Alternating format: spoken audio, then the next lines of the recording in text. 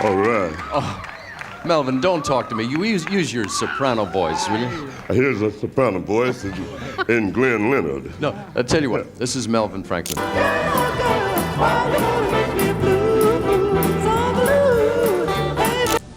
It was more than a gift. I saved someone's life a few years back. I was almost killed. She said she thought I was a super young man. Did you know that Melvin Franklin, the deep voice of the Temptations, had a terrible secret when he died? He was loved for his smooth singing, but behind the scenes he suffered in silence. What is it you do in your spare time? Me, I live at Flippers and at Venice Beach, roller skate. What was he hiding? Why didn't people know the truth about his struggles? His death shocked fans, but few knew the real story. What was the heartbreaking secret he kept until the end? Right. Oh, Melvin, don't talk to me. You use your soprano voice, will you? Here's a soprano voice in Glenn Leonard. No, I tell you what, this is Melvin Franklin. Melvin Franklin was born as David English in Montgomery, Alabama. His mother, Rose English, was a teenager from Mobile, Alabama. His father was a preacher at their church. He got Rose pregnant, but he was not around to help raise the baby. After David was born, Rose married a man named Willard Franklin and moved to Detroit. However, Rose's grandmother wanted to raise the baby, so David stayed behind with her. When David was 10 years old in 1952, he finally moved to Detroit to live with his mother and stepfather. As a teenager, David decided to use his stepfather's last name and called himself Melvin Franklin. He loved music and sang in different groups in Detroit. One of the groups he was in was called the Voice Masters. Melvin Franklin. I was impressed with Melvin when I heard him sing with a group called Voice Masters, and at the time he was 16 years old. And to hear a 16-year-old young boy with a bass sounding like an old man, I had to meet him. He sang alongside other talented singers like Lamont Dozier and David Ruffin. He also performed a lot with Richard Street, who became a close friend.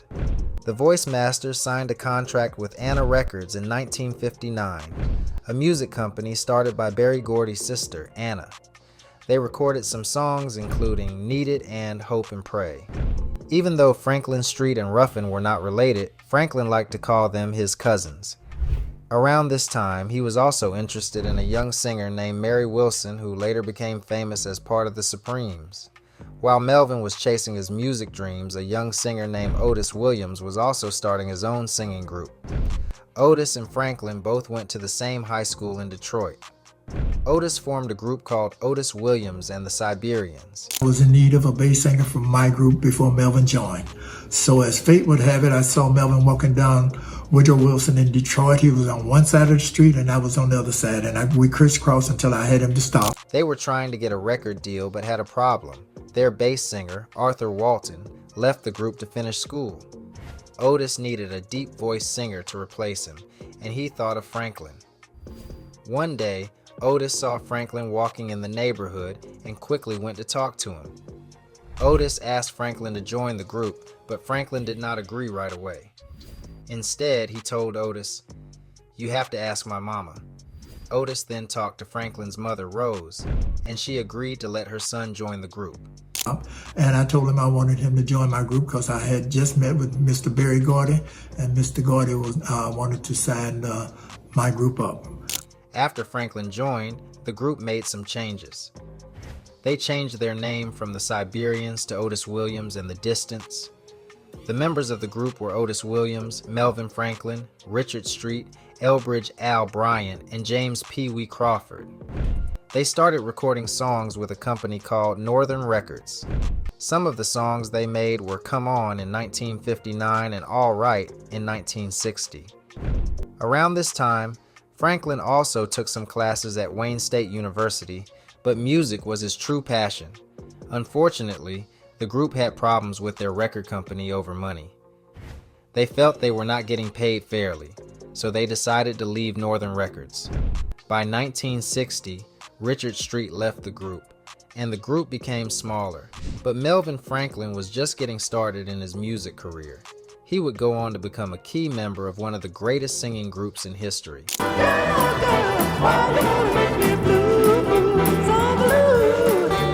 Melvin was part of a singing group called The Distance, but the group lost the name, so some of the members joined Paul Williams and Eddie Kendricks to form a new group. They called themselves the Elgins. Then in 1961, they signed a deal with Motown Records and changed their name to The Temptations. Melvin was an important part of The Temptations. His friends in the group gave him the nickname Blue because he loved an Italian song called Nel Blue, Dipinto di Blu, also known as Volare in English. Out of all the original members, only Melvin and Otis Williams stayed with the group until the end. Melvin had a deep voice that made the Temptations' music special. He was one of the best bass singers in music. He did not always sing lead, but when he did, it was memorable. Some of the songs he sang lead on included I Truly, Truly Believe, Silent Night, and The Prophet. One of his most famous live performances was Old Man River. His deep voice also stood out in the Temptations song Ball of Confusion, where he sang the famous line, "And the band played on." Even when he was not singing lead, his voice was important in harmonies and background vocals. He did more than just sing. He also worked as a voice actor. In 1984, he was the voice of a cartoon character named Wheels in the animated show Pole Position. His work with the Temptations was honored in 1989 when the group was added to the Rock and Roll Hall of Fame. Then in 1994, they got a star on the Hollywood Walk of Fame. In 1995, he recorded his last song with the Temptations, Life is But a Dream.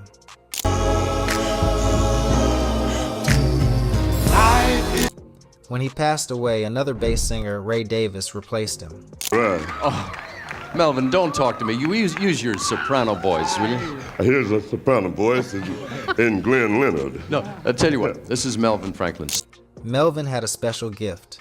His deep bass voice was unforgettable, and he knew how to use it to touch people's hearts. He was not just a background singer. His voice stood out in many songs. Sometimes he even took the lead and made those moments truly special.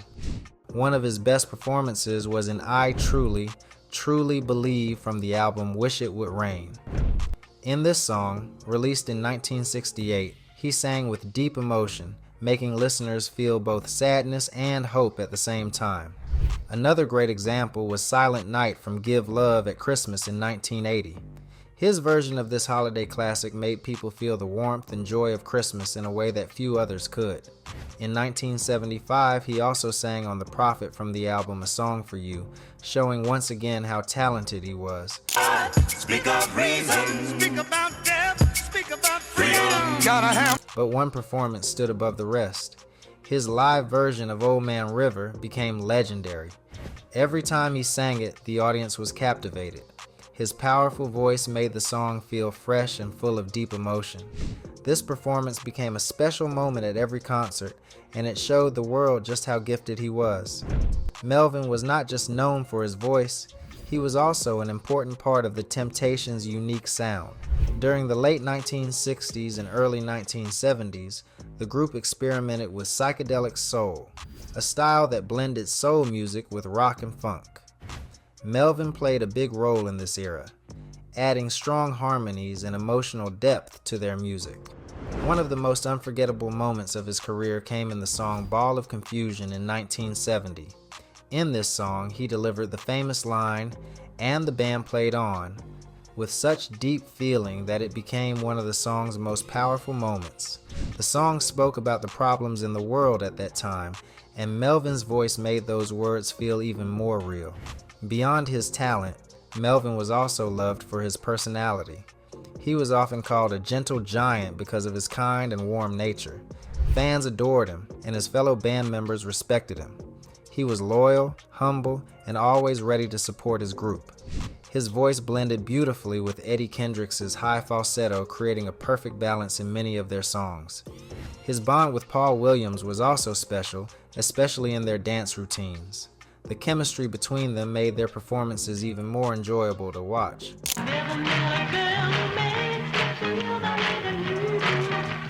Over the years, the Temptations went through many changes with members coming and going, but Melvin and Otis Williams remained the heart of the group.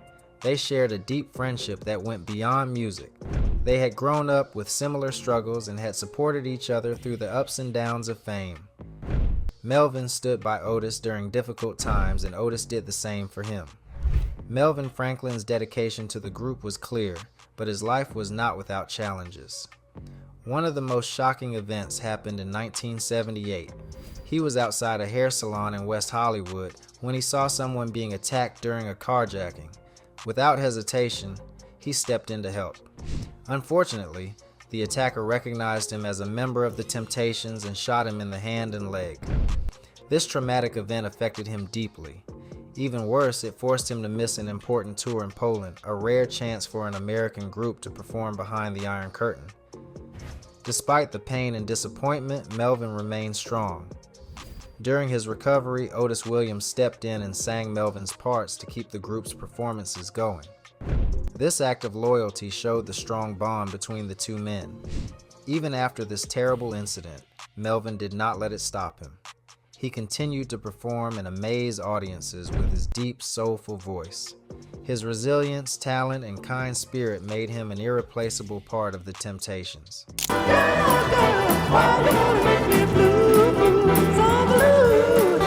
On August 18, 1978, Melvin went through a scary moment. He was shot 4 times during a carjacking in Los Angeles. Franklin had one of the deepest, most famous voices in music. People loved his voice in the Temptations. That day, Franklin stopped outside a hair salon in West Hollywood. He left his car running and got out to talk to a female friend. While he was talking, someone jumped into the driver's seat and tried to steal the car. Franklin quickly ran back to stop him, but the carjacker pulled out a gun and shot him in the hand and leg 4 times. After shooting Franklin, the thief pushed him out of the car and drove away. Even though he was badly hurt, Franklin survived. But he couldn't go on tour with the Temptations in Poland. His friend and group member Otis Williams had to sing Franklin's parts during the tour. Around that time, the Temptations were about to release a new album called Bareback. One of the songs on the album, You're So Easy to Love, had Franklin as the lead singer. You're so easy to love. Melvin was struggling with serious health problems for many years. His battle started in 1968 when he was diagnosed with rheumatoid arthritis. This is a painful condition that causes swelling in the joints. It makes it hard to move and can cause a lot of pain. To deal with this, Melvin took cortisone shots. These shots helped him keep going and perform with the group, but they also caused serious side effects. Cortisone is a type of steroid that reduces swelling and pain. At first, it seemed to help Melvin continue performing. However, using it for a long time weakened his immune system. This means his body could not fight infections as well as before. Over time, he developed more health problems. In the 1980s, he was diagnosed with diabetes. This made his health even worse. Diabetes is a disease that affects how the body uses sugar. If it is not controlled, it can cause serious complications. Unfortunately, Melvin's health continued to decline. One of the worst things he faced was necrotizing fasciitis. This is a dangerous infection that spreads quickly and destroys body tissue. When he got this infection, doctors had to rush him to the hospital. He had surgery on his arm to remove the infected tissue. After this, he needed oxygen tanks whenever he went on tour. This was a big challenge for someone who was used to performing on stage with so much energy. Even though he was not in a wheelchair all the time, he had one waiting for him backstage during performances. Despite all these struggles, Melvin never gave up. He continued to perform with the Temptations for as long as he could. But by January 1995, his health had reached a critical point. The Temptations were recording their album For Lovers Only when his bandmates, Ali Woodson and Otis Williams, noticed something was wrong. Blood was staining his sock.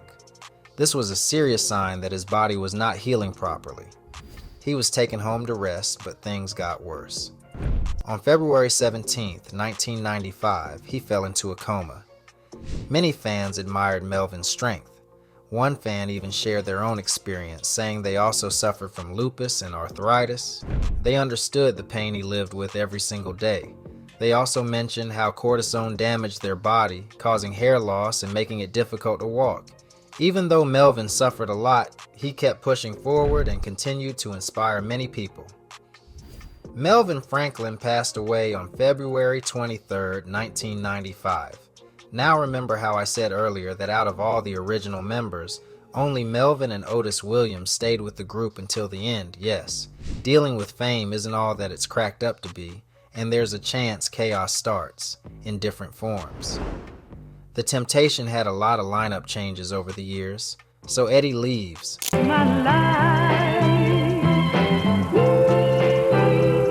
Eddie Kendricks wasn't the type to take orders, especially from Berry Gordy.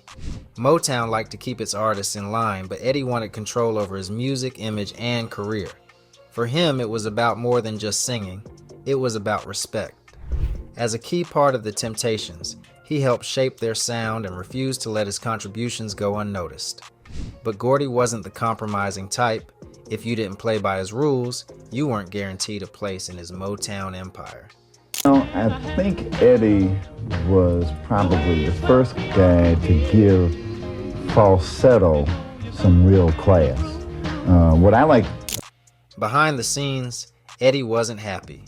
By the mid-60s, he was already thinking about leaving, frustrated with how things were run and feeling like the industry didn't have the Temptations' best interests at heart. But walking away meant losing Motown's support. His tension with Berry Gordy didn't help. Eddie knew Gordy didn't like him, and the feeling was mutual. By the early 80s, years of smoking had worn down his voice, but he kept performing with David Ruffin and Dennis Edwards. By the 90s, things got worse. He lost a lung and spoke out about the dangers of smoking. Sadly, it was too late. He passed away from lung cancer, leaving behind a legacy far bigger than just his music. Then came the David drama. Me and Marvin used to pack records for Anna Records. My first record was on Vega Records with Tommy Smalls, used to be a disc jockey in New York, and Willie Stork, and on the Stork Club in New York. And I was 16 then. That's when I used to have to walk Melvin Franklin home. David Ruffin was the Temptation star, the voice, the swagger, all of it. But fame went straight to his head. As fans obsessed over him, his ego grew. Okay, my question is to Otis. Why was David Ruffin fired from the Temptations? By the mid-60s, drugs took hold, making him unpredictable. He even tried to rename the group to David Ruffin and the Temptations, just like Diana Ross did with the Supremes. But the rest of the guys shut that down real quick. They weren't about to let it become a solo act. When you are a group, you have to move and think as one unit. You cannot have five guys going, 5 different directions. So it's... David's behavior got worse, skipping rehearsals, clashing with management, until the group finally kicked him out. Well, you see, when we first started out, we made a vow that we would not change, because we had heard about Frankie Lyman leaving the Teenagers and Tony Williams leaving the Platters, so we made a vow. He went solo and had some hits, but his life unraveled. Drugs, arrests, unpaid taxes, even stolen weapons. Trouble followed him everywhere. Rehab and community service didn't fix it. Then came the tragedy. After a tour in England, he overdosed in Philly. And the rumors? His money belt mysteriously vanished after his death, leaving his family with more questions than answers. Then there's Paul's relationship with alcohol. Group, you have to move and think as one unit. You cannot have five guys going, 5 different directions. So early on, Paul Williams was the only Temptation who didn't drink. He even lectured his bandmates about it. But as the group blew up, he fell into alcoholism himself. Otis Williams believed it started with Paul's affair with Winnie Brown, the Supremes hairstylist. Torn between his wife, 5 kids, and Winnie, Paul went from drinking milk to downing multiple bottles of Courvoisier a day. Watching his decline was heartbreaking. I truly miss Paul. Paul was one of a kind. I could always depend on him. He was solid as a rock. And he stood by me when we were going through some turbulent times, personnel-wise. Williams and Brown opened a celebrity boutique in Detroit, but it failed, leaving him $80,000 in debt. His health declined, and he relied on heavy drinking to cope with exhaustion and pain. The other Temptations did their best hiding his alcohol, staging interventions, and even keeping oxygen tanks backstage. But despite their efforts, his performances suffered and he refused to see a doctor, only sinking further. Long before I knew. Williams was found dead in a car after an argument with his girlfriend. A gun was nearby and his death was ruled a suicide, but doubts lingered. His family suspected foul play, pointing to odd details. He was shot on the left side, but the gun was in his right hand. A bottle by his left had shattered and the gun had fired twice, though only one bullet hit him. The official story stands, but questions remain.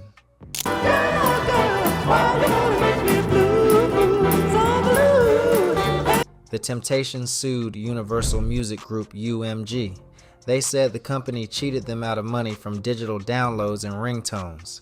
Otis Williams, an original member of the group, and Ron Tyson, a later member, are the ones leading this lawsuit. They believe UMG has been paying them much less than they should for music sold on iTunes and other digital platforms. The problem is how Universal counts digital music sales. The Temptations and many other artists believe that when a song is downloaded from iTunes or another service, it should be treated as a license. This means the artist should get about 50% of the money. However, Universal counts these downloads as sales, which means artists get only 14 to 16% after some deductions. This difference is huge, and the artists feel they have been losing a lot of money over the years. The Temptations are not the only ones who have sued Universal over this issue. Many other famous artists, including James Brown, Eric Clapton, Guns N' Roses, Kiss, Nirvana, The Police, and The Who, are in similar battles. There have been more than a dozen lawsuits about this issue, and 8 of them were filed in just the past year. These cases could be worth hundreds of millions of dollars in total. If the artists win, it could change how musicians are paid for digital downloads. A similar case happened with FBT Productions, the producers for rapper Eminem. They sued Universal for the same reason and won. Their case set an important example, and now other artists, including the Temptations, are using it to support their arguments. They believe if Eminem's team proved Universal was paying too little, then other artists should also get more money. The lawsuit also talks about how big digital sales have become. Apple's iTunes store made $1.4 billion in the second quarter of 2011 alone, up from $1.1 billion the previous year. Music is also sold on other platforms like Amazon, Napster, Rhapsody, Zune, and eMusic. Ringtones bring in more money through phone companies like AT&T, Verizon, Sprint, and T-Mobile. The artists believe Universal has been taking too big of a share from all these sales. The complaint even includes a statement from the late Apple CEO Steve Jobs. In one of his writings, he said that Apple does not own any music.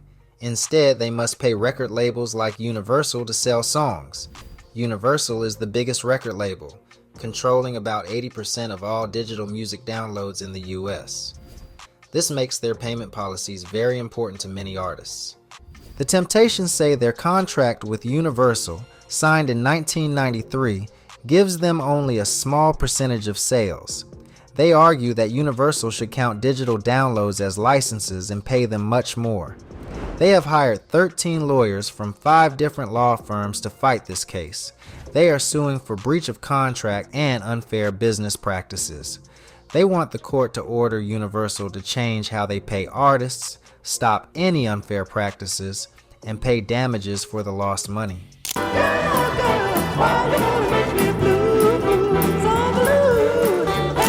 Also, after Franklin's death, his mother, Rose Franklin, took legal action against the Temptations management and NBC, claiming they had used her name and likeness in a miniseries without her permission. She argued that the portrayal was unauthorized and misrepresented her and her son's legacy. Melvin left behind a legacy of great music and incredible strength. He showed the world what true dedication looks like. His deep voice will always be remembered, but even more than that, people will remember his courage.